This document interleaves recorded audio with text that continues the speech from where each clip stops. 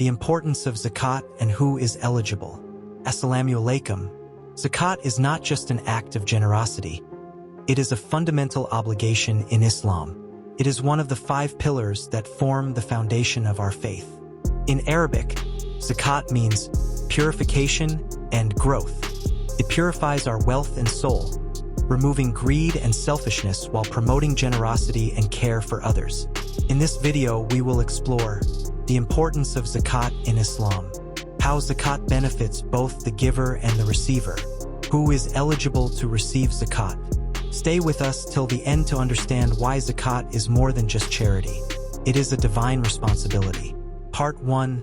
The importance of zakat. Allah commands us in the Quran, and establish prayer and give zakat, and whatever good you put forward for yourselves, you will find it with Allah. Indeed, Allah sees what you do. Surah Al-Baqarah. Zakat is not an optional donation.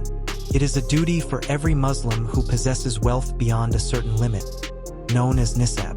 Why is zakat important? Spiritual purification.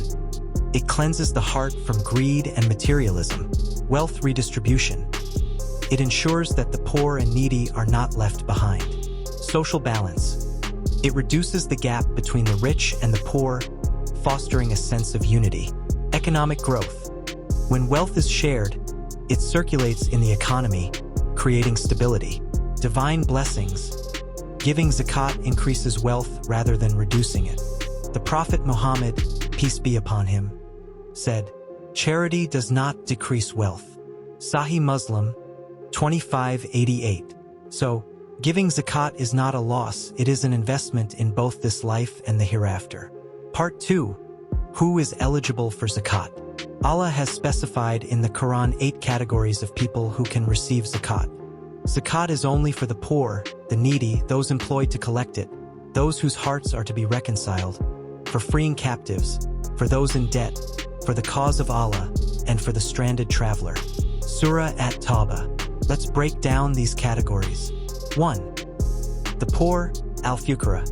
Those who have no means of income or struggle to afford basic necessities like food, clothing, and shelter. 2. The needy, al-masakin.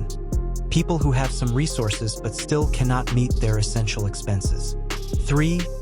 Zakat administrators, al-amalina alayha. Those appointed by the Islamic authority to collect, manage, and distribute zakat. 4. New Muslims, mu'allafat al-qulub. Individuals who have recently accepted Islam and need financial support to strengthen their faith and integrate into the Muslim community. 5. Slaves and captives, rikab. In the past, zakat was used to free slaves. Today, it can help those who are oppressed or in unjust captivity. 6. Debtors, garamin. People who are burdened by debt and cannot repay it, especially if the debt was taken for essential needs. 7. In the cause of Allah, fi sabilillah. This includes efforts for the betterment of Islam, such as supporting Islamic education, helping scholars, or funding projects that benefit the Muslim community. 8. Travelers in need, ibn al-sabil. People who are stranded or traveling and have lost access to their financial resources. Part 3. Conditions for paying zakat. To be obligated to pay zakat, a Muslim must meet these conditions. Be an adult Muslim. Zakat is not required from children. Possess wealth beyond the nisab. Minimum amount required to pay zakat. Hold the wealth for 1 full lunar year, known as haul. Wealth must be in a zakatable form: gold, silver, cash, business assets, livestock, and agricultural produce.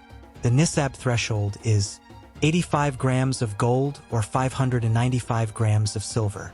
If your savings exceed this amount and you've had it for a year, you must give 2.5% of it as zakat.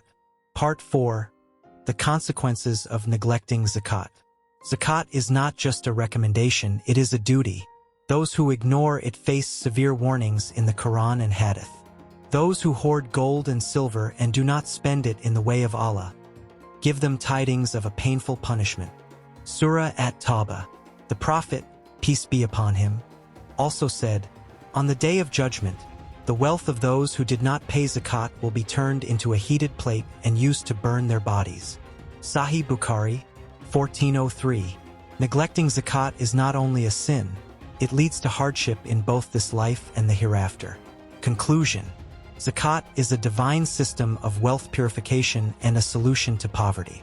It reminds us that our wealth is a trust from Allah and should be shared with those in need.